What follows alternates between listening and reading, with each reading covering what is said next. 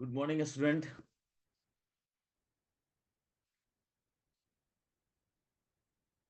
किसी को मेरी आवाज आ रही है? Good morning sir. Good morning Supriya. तुम लोगों का किसी का एग्जाम नहीं हुआ है ना अभी, जो लोग आए हैं? Good morning sir. Good morning Shiv. No, 13 को है। 13 को है? 13 मतलब कल ही है सुप्रिया। Yes sir. तो तुम्हारा एडमिट कार्ड आ गया क्या? उसमें वेन्यू आ गया? Yes sir. अच्छा, कोई लड़की अभी मुझे भेज रही थी कि उसको कैसे मिलता है वेन्यू, कहाँ पर मिलता है? सर पवई में ही मिलता है। जितना मैंने अब तक एग्जाम दिया पवई में ही निकला है वेन्यू। नहीं तो एडमिट कार्ड पे कुछ लिखा हुआ नहीं है, खाली मुंबई लिखा है। नहीं, वो मैंने नोटिस नहीं किया। अच्छा, तुम देखे नहीं कहाँ पर है एग्जाम? नो सर, नॉर्मली वही रहता है तो मैं इतना नोटिस नहीं की। बस एडमिट के प्रिंट आउट निकाल के रख दिया है। अच्छा, क्योंकि वो पहली बार दे रही है तो शायद उसको आइडिया नहीं होगा। किसी ने जो दिया हो, किसी का और भी है 13 तारीख को? नहीं है। बाकी लोगों का कब है? ईशा, तुम्हारा कब है? 25। अच्छा, आराम से है तुम्हारा फिर तो। जयश्री का? 25 सर। जयश्री भी 25। ओके, कीर्ति और शिवानी? सर मेरा सर 18 मेरा तारीख को है। नाइन्थ मेरा 18। नाइन्थ को हो चुका है सर। अच्छा हाँ, तुमने शेयर किया था। हाँ। हम्म। हाँ सर। ठीक है, कितना किए हैं शिवानी तुमने? मतलब कितना तक जाएगा +1? मैंने 65 ही अटेम्प्ट किया है। 65 एक्यूरेसी है या तुक्का भी मारा है? नहीं नहीं, एक्यूरेसी के साथ में। और जनरल कैटेगरी है तुम्हारा? कैटेगरी? हाँ सर। ठीक है, और कोई जिसका एग्जाम हो गया हो या होने वाला हो? चलो। चलो फिर आज की जो पढ़ाई है, सेंसस से आया था शिवानी तुम्हारे एग्जाम में क्वेश्चन? नहीं सर। नहीं आया? 9th को शायद किसी शिफ्ट में था सेंसस से question. Sir may be first और सेकंड शिफ्ट में। हाँ। चलो, बहुत ही इम्पोर्टेंट टॉपिक है एग्जाम में। चाहे प्री के पॉइंट ऑफ व्यू से देखें या फिर मेंस के पॉइंट ऑफ व्यू से देखें, यहाँ से क्वेश्चन आते ही हैं। तो इसलिए एक बार जो है सेंसस पढ़ना जरूरी है। और खास करके तब पढ़ना जरा जरूरी है जब आपका एग्जाम एकदम नजदीक हो, क्योंकि ये फैक्चुअल रहता है। इसमें इसमें कुछ समझने वाला तो चीज रहता नहीं है। और फैक्चुअल चीजें आप जब एक बार पढ़ेंगे तो 24 आवर के लिए याद रहता है। तो कोशिश करनी है कि एग्जाम से एक दिन पहले इसको रिवाइज जरूर कर लें। सेंसस होता क्या है? सेंसस जो है वो क्या है, सबको पता ही है। पॉपुलेशन का कैलकुलेशन। पॉपुलेशन का जो है कैलकुलेशन करते हैं और उसको बांट देते हैं, कितना मेल है, कितना फीमेल है, कितने बच्चे हैं, कितने पढ़े लिखे हैं, कितने अनपढ़ हैं, कितने गांव वाले हैं, कितने शहर वाले हैं। इस तरह से डिफरेंट डिफरेंट तरीके से 1 किलोमीटर में कितने लोग रहते हैं। ठीक है, हम लोग पॉपुलेशन सेंसस के बारे में इंफॉर्मेशन निकालते हैं। तो अगर पूछेगा कि पॉपुलेशन सेंसस होता क्या है या सेंसस क्या होता है, तो एक डिफिनेशन के तौर पे लिख लो। एग्जाम में तो पूछता नहीं है। पहले इंटरव्यू हुआ करता था तो वहां पर पूछता था। तो एक लाइन खाली लिख लीजिए। Population census is the population. Population census. और एक बार पढ़ लिए तो इसको बार बार आपको रिवाइज करते रहना है बस। और जो इंफॉर्मेशन है उसमें डालते रहना है। Total process of collecting, compiling, analysing and disseminating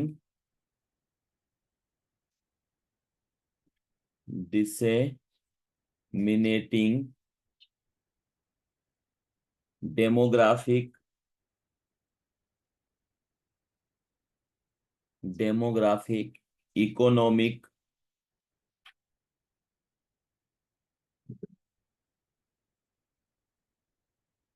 economic and social data,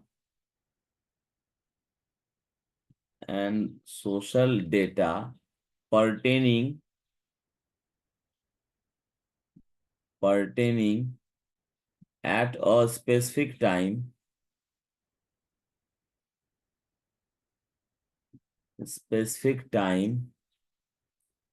of all persons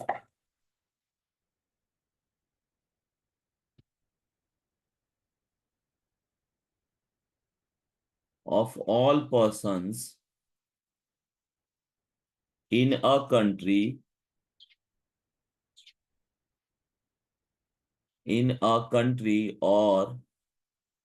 or a well defined part of country.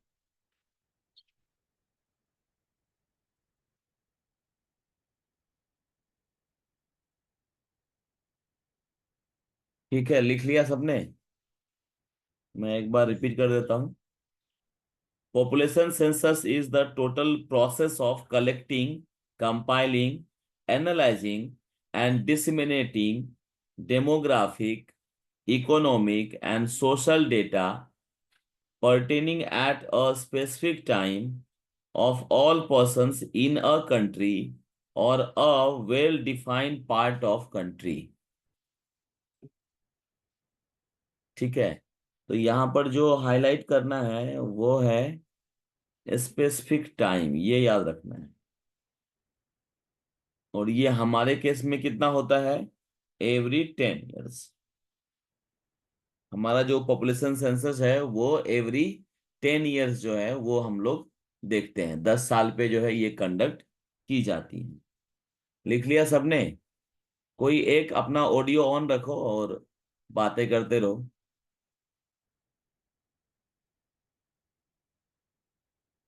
हाँ शिवानी, तुम्हारा ऑडियो ऑन है? ऑडियो ऑन रख सकते हो? ठीक है सर। हाँ, ऑडियो ऑन रखना, बोलते जाना। लिख लिया ना इतना? हाँ सर। ठीक है, चलिए। तो पहला फैक्ट तो ये हो गया कि पॉपुलेशन जो है, पॉपुलेशन की काउंटिंग करेंगे, उसके लिए डेटा निकालेंगे, और ये सब जो है एक ही टाइम पीरियड का होना चाहिए, जो है 10 साल। एवरी 10 ईयर्स पे ये होता है। कंडक्ट कौन करता है? तो लिखिए, conducted by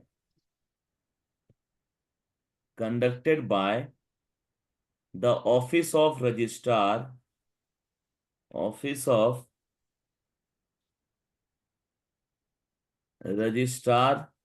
general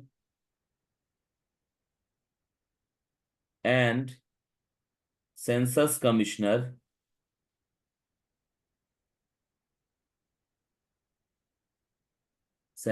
commissioner, ministry of home affairs, ministry of home affairs, लिख लीजिए। तो कौन कंडक्ट करता है? Conducted by office of registrar general and census commissioner. ये एक ही पोस्ट है, अलग अलग नहीं है, ये एक ही पोस्ट है। यहां तक office of registrar general and census commissioner जो है, एक ही पर्सन को ये पोस्ट दिया जाता है, जो आता है मिनिस्ट्री ऑफ होम अफेयर्स।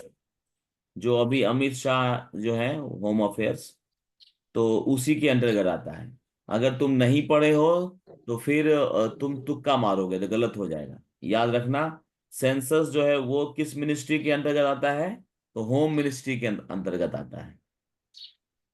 ठीक है, और कौन करवाता है होम मिनिस्ट्री के अंतर्गत? तो registrar general and census commissioner. लिख लिया शिवानी? हाँ सर। नेक्स्ट लिखिए कि ये सेंसस कंडक्ट की जाती है, तो कुछ ना कुछ एक्ट होगा जिसके तहत की जाती है। तो उस एक्ट का नाम क्या है? तो ये जो प्रोविजन है सेंसस करवाने का, इसके लिए जो रिस्पॉन्सिबल एक्ट है, provision of census census act 1948। Census act जो है वो है 1948। ठीक है, एक एक्ट जो है वो बनाया गया था, सेंसस एक्ट, उसके तहत ही ये कंडक्ट की जाती है। अब ये जो एक्ट है, सेंसस एक्ट, एक्ट से पहले क्या होता है? बिल होता है। जिन लोगों ने भी पॉलिटी पढ़ा है मेरे से, बताया है आपको कि पहले बिल होता है, बिल को लोकसभा में पास होता है, राज्यसभा में पास होता है, और फिर प्रेसिडेंट का साइन हो जाता है, तो बिल क्या बन जाता है? एक्ट बन जाता है। तो जो ये बिल था वो कौन जो पार्लियामेंट है उसके सामने लेके आए थे? अगर ये क्वेश्चन पूछता है तो लिख दो, bill for the act was piloted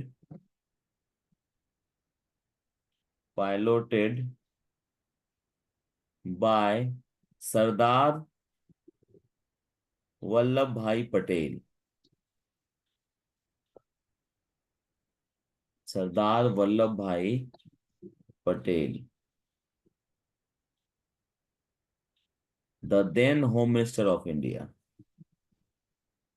the then home minister of India.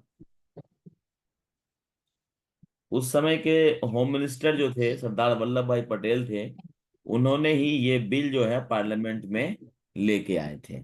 तो ये भी याद रखना है आपको कि ये जो एक्ट है वो बिल कौन लेके आया था इस एक्ट के लिए। इस एक्ट के लिए जो बिल है वो सरदार वल्लभ भाई पटेल लेके आए थे। ठीक है, लिख लिए? Yes sir. हम्म। चलिए, अब दो तीन फैक्ट हो गया। अब ये जो पॉपुलेशन सेंसस है वो कौन सा सब्जेक्ट है? तो ये यूनियन सब्जेक्ट है। पॉपुलेशन सेंसस जो है is a union subject under article of 246। और अगर शेड्यूल की बात करें तो ये है शेड्यूल 7। सबको याद है? शेड्यूल 7 पढ़ाया है मैंने। कोई नया बच्चा है जो पॉलिटी नहीं पढ़ा है मेरे से? कोई ऐसा है जो मेरे से पॉलिटी नहीं पढ़ा है और आज अचानक आ गई है या आ गया है? कोई है?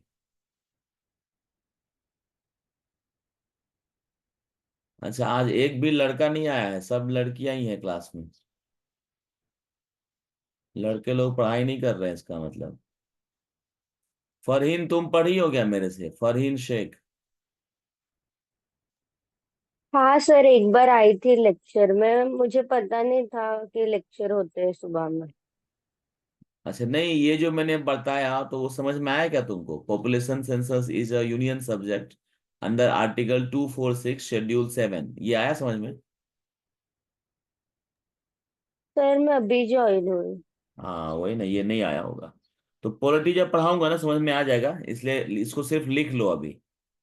ठीक है, जो हमारा संविधान है, कॉन्स्टिट्यूशन है, उसमें शेड्यूल जो है, टोटल 12 शेड्यूल है। उस 12 शेड्यूल में शेड्यूल 7 में इसके बारे में कहा गया है। कहने का ये मतलब। ठीक है, और जो आर्टिकल है हमारा संविधान का, वो कौन सा आर्टिकल है? 246 है, जहां पर ये कहा गया है कि पॉपुलेशन सेंसस जो है वो यूनियन सब्जेक्ट है। यूनियन सब्जेक्ट का मतलब होता है जिस पर कानून जो है वो यूनियन गवर्नमेंट बनाती है। यूनियन गवर्नमेंट का मतलब होता है मोदी, जो हमारे प्रधानमंत्री हैं मोदी जी, या उनका जो सरकार है वही लोग इसके लिए रेस्पॉन्सिबल होगा, मतलब सेंट्रल गवर्नमेंट जो है वो रिस्पॉन्सिबल होगा। क्लियर हुआ? फरहीन, क्लियर हुआ? तुमसे ही बात कर रहा हूँ। हाँ सर। हाँ, चलिए, नेक्स्ट पॉइंट लिखो। फादर ऑफ इंडियन सेंसस किसको कहा जाता है? किसी को याद है? किसी ने पढ़ा है? मॉक टेस्ट लगाते वक्त आया होगा। Father of Indian census. Henry Walter. हाँ, हेनरी वॉल्टर लिख लीजिए। फादर ऑफ इंडियन सेंसस जो है वो है हेनरी वॉल्टर। हेनरी वॉल्टर जो है, इन्हीं को father of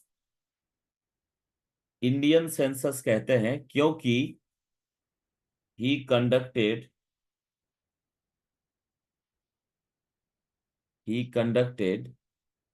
first census of Indian city,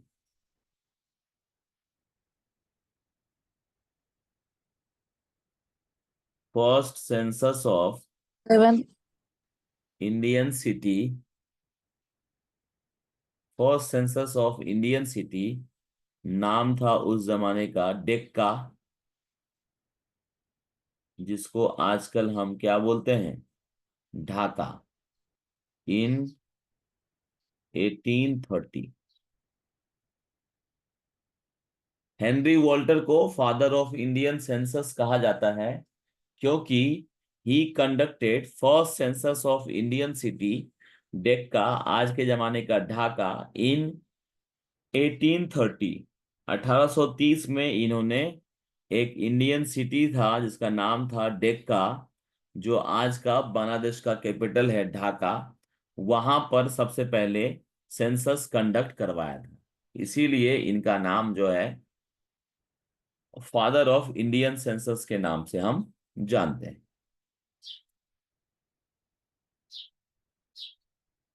अब लिखिए next fact. First non synchronous census first non synchronous first non synchronous census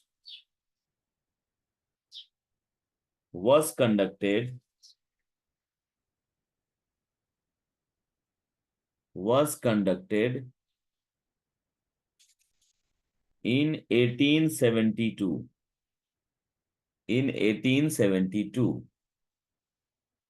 first non-synchronous census was conducted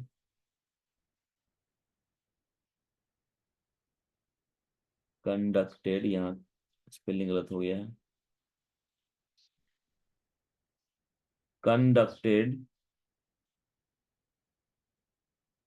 in 1872। ये याद रखना कि जो सिंक्रोनस सेंसस है और नॉन सिंक्रोनस सेंसस है, ये वर्ड याद रखना। नॉन सिंक्रोनस का मतलब क्या है कि जो डेटा लिया गया है वो एक ही टाइम का नहीं है, पूरे कंट्री का डेटा नहीं है, छिटपुट डेटा है इसके पास, कहीं से कुछ आ गया कहीं से कुछ मिल गया, ऐसे करके इन्होंने एक जो है सेंसस कंडक्ट करवा दिया था। और वो सबसे बड़ा काम था सेंसस कंडक्ट करवाने का। नॉन सिंक्रोनस का मतलब है कि डेटा एक समय का, जैसे अभी हमने पढ़ा है ना, जो सेंसस है वो क्या होता है, एक ही टाइम का, स्पेसिफिक टाइम का होना चाहिए डेटा। तो इस समय क्या हुआ था, कोई भी डेटा जो भी मिल गया उसको लेके इसने सेंसस कंडक्ट करवा दिया था, तो इसीलिए इसको बोला गया नॉन सिंक्रोनस सेंसस। तो नॉन सिंक्रोनस सेंसस जो है वो कंडक्ट कराया गया था इन 1872 बाय, लॉर्ड मेयो। लिख लीजिए, by governor general, by governor general Lord Mayo. उस समय गवर्नर जनरल थे लॉर्ड मेयो, उन्होंने ही ये कंडक्ट करवाया था। तो आपसे पूछ सकता है कि लॉर्ड मेयो जो है वो कौन सा सेंसस कंडक्ट करवाया था, तो ये 1872 वाला नॉन सिंक्रोनस सेंसस इनके कार्यकाल में हुआ है।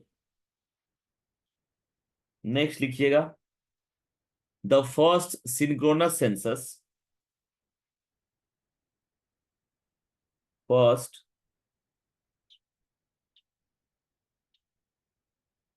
synchronous census was conducted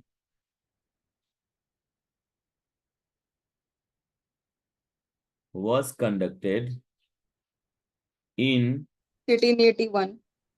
हाँ very good 1881 by W.C.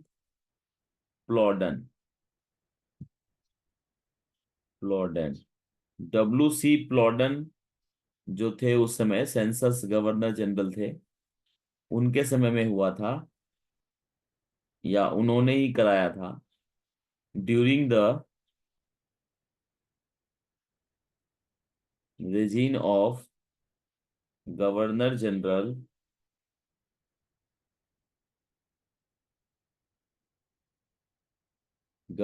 General Lord Ripon.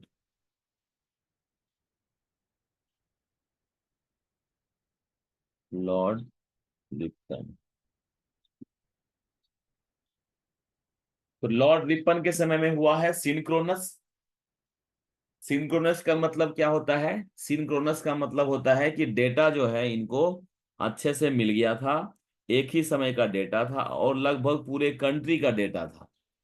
तो जो कहते हैं ना कि एक सिस्टमेटिक तरीके से अगर कहा जाए कि सेंसस कंडक्ट कब कराया गया, जहां पर डेटा भी ऑथेंटिक था, तो वो था 1881।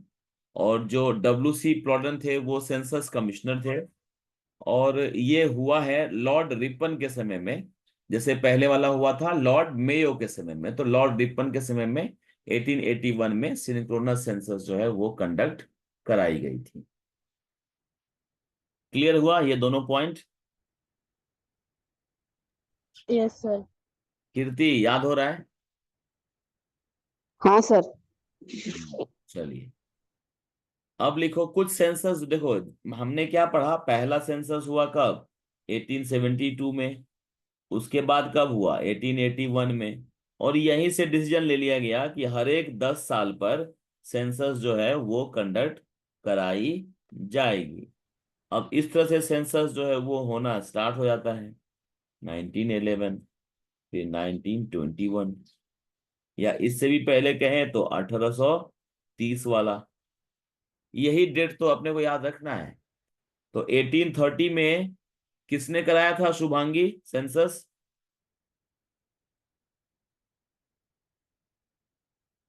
शुभांगी किसने कराया था सेंसस 1830 में? Henry Walter. इतना लेट क्यों लगा तुमको बोलने में? Henry Walter. 1872 में ईशा किसने कराया? ईशा लॉर्ड मेयो ने। लॉर्ड मेयो ने। और 1881 में सिद्धि किसने कराया? 1881 में लॉर्ड रिपन। हाँ लॉर्ड रिपन। और उस समय सेंसस कमिश्नर कौन थे?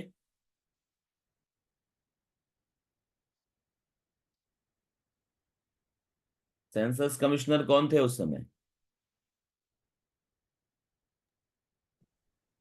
W.C. प्लोडन। हाँ very good Fareen, very good. तो देखो तो ऐसे इस हिसाब से जो है सेंसस होना स्टार्ट होता है। और जो 1921 वाला सेंसस है, इसको देखो, अगर इसको हम 1 मान लें तो ये 2 हो जाएगा, ये 3 हो जाएगा, ये 4 हो जाएगा, और ये 5th हो जाएगा। आ रहा है समझ में? और अगर मान लो इसको 1 मान लें, इसको, तो ये 2 हो जाएगा, फिर ये 3 हो जाएगा, ये 4, ये 5th, ये 6 नंबर का। तो नंबरिंग जो है वो चेंज हो सकता है, इसे तुम लोग जो है समझना है इस चीज को। नंबरिंग जो है वो चेंज हो सकता है। अगर 1881 से काउंट करेंगे तो फिर आपका ये उस हिसाब से रहेगा। 1871 से काउंट करेंगे तो फिर अलग अलग रहेगा। ठीक है, तो यहाँ पर एक सेंसस हुआ है 1921 में। ये मेरा मकसद ये था 1921 को समझाना। सेंसस हुआ है एक 1921 वाला सेंसस, जहां से क्वेश्चन पूछता है आपको 1921 वाले सेंसस में क्या हुआ है। एक लाइन लिखना, the decade of the decade of 1911 to 1921 has been the only one, the only one to witness a decadal population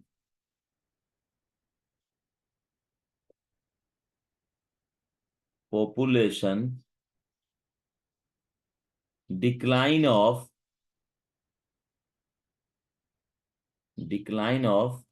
0.31%, 0.31%। तो ये पहला अभी तक का सेंसस रहा है जहां पर पॉपुलेशन जो है वो क्या हुआ है, एक डिकेड के बाद भी डिक्लाइन हुआ। नॉर्मली आप देखेंगे कि पॉपुलेशन क्या होता है, इंक्रीज होता जा रहा है ना हर एक साल। पिछले साल के कंपैरिजन इस साल का पॉपुलेशन बढ़ते जा रहा है, या पिछले डिकेड, डिकेड मतलब होता है 10 साल। तो पिछले 10 साल का अगर देखा गया तो 1901 से 1911 का जो पॉपुलेशन था उसके कंपेयर में 1911 से 1921 ये जो पॉपुलेशन है वो क्या रहा है, डिक्लाइन रहा है 0.31%। ऐसा पहली बार हुआ था। और अभी तक, इवन अभी भी 2011 का सेंसस चल रहा है। तो यहां तक सिर्फ एक ही सेंसस है जहां पर ये डिक्लाइन देखा गया है। क्लियर हुआ सबको? Yes sir.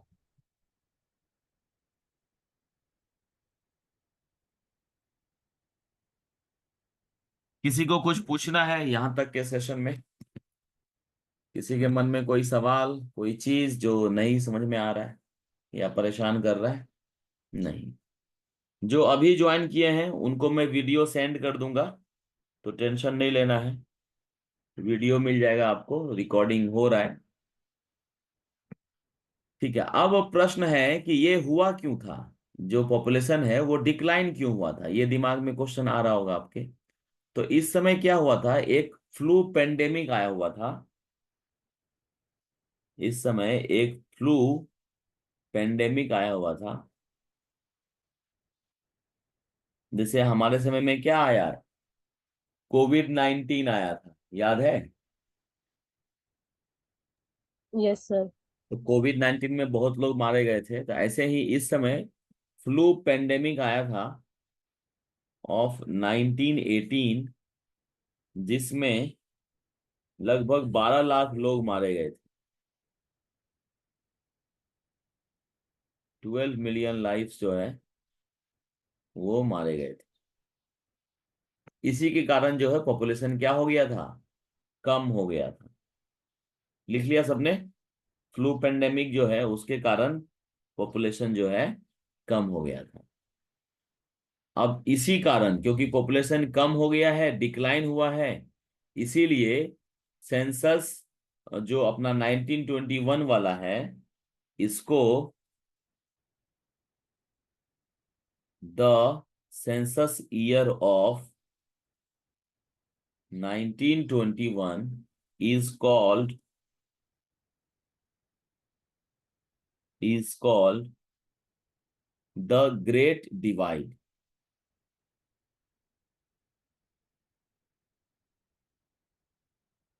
The great divide के नाम से भी जानते हैं।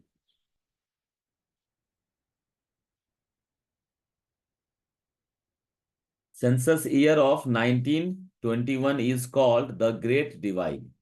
ये ग्रेट डिवाइड क्यों बोलते हैं इसको, क्योंकि इसी समय पॉपुलेशन जो है वो डिक्लाइन हुआ था इस सेंसस में।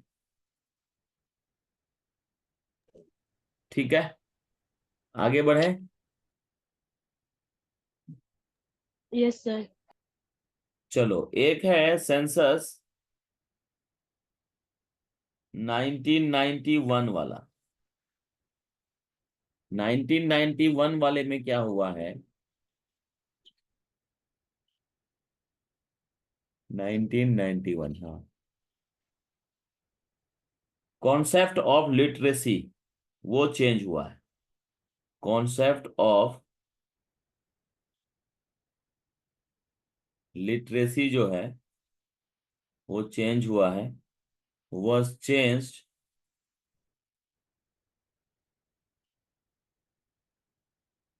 that is the children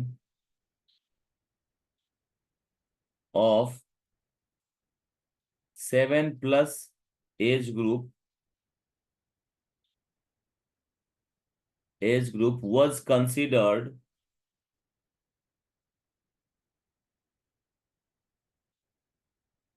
was considered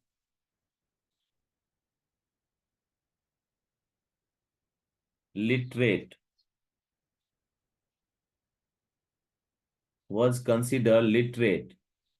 और पहले क्या था? Earlier it was 4+ age group. मतलब 1991 से पहले 4 साल से ज्यादा जो भी बच्चे थे उनको भी हम लोग लिटरेसी रेट में काउंट करते थे। लेकिन 1991 में पहली बार ऐसा हुआ कि जो लिटरेसी रेट है इसका डिफिनीशन तय किया गया, और उसमें हम लोगों ने फाइनलाइज किया कि नहीं, 4 साल जो है वो बहुत ज्यादा ज्यादा ही कम हो जाता है।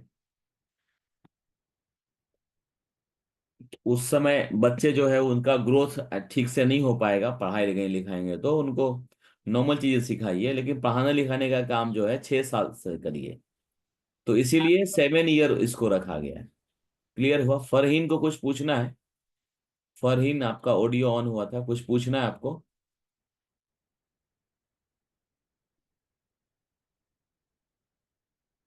चलो आगे बढ़ाएं।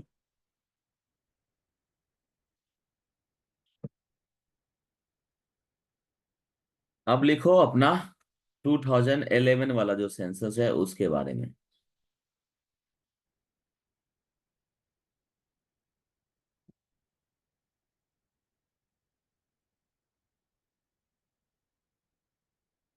2011 सेंसस में ईएजी स्टेट, इसका कॉन्सेप्ट आया था। ईएजी स्टेट, ईएजी का फुल फॉर्म क्या होता है? Empowered action group.